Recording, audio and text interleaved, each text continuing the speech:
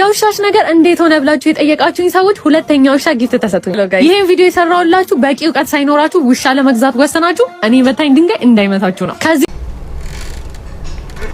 ማለት አንቺ ካድ ጊፍት ተሰጠኝ ብለሽ ካድ ሸመጠጥሽ። በቃ ምን አይነት ባለጌ ሰው ነሽ? እኔ እንዳንቺ ክፉ ብሆን ብዙ ማስረጃ ይዛለሁ።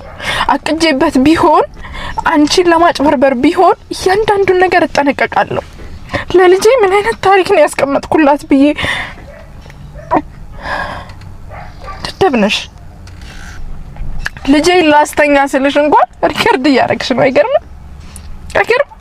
ግን ተበለጥሻ። አላቅም ምን ጥቅምሽ ምን እንደሆነ ማርያምን። እንዴት እንዲህ ይገፋል የሰው ልጅ? ክስ ምናምን አስቤው ነበረ። ግን ለምንድን ነው ይሄንን ያህል ጊዜ የምሰጣት ብዬ ነው ተውኩሽ። ግን ቪዲዮን ሳይው አላስቻለኝም።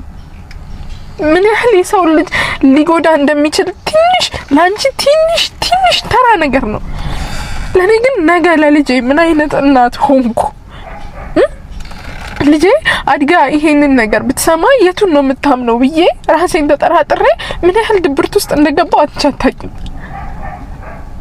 እስካሁን ስራ ቦታ አልከፈትኩም በዚሁ ምክንያት ድብርት ውስጥ ስላለው። እንዳላደረኩት አንቺም እኔም እናውቃለን። እንዳልተጭበረበርሽ በደንብ ታውቂያለሽ። ምንድነው ጥቅምሽ? ምቀኝነት ይሄንን ያህል? በኢየሱስ ስም እኔ ማርያምን በጣም ብዙ አንቺ በጣም ክፉ ሰው ነሽ። በቃ ቃል የለኝም። ይፈርዳል እግዚአብሔር።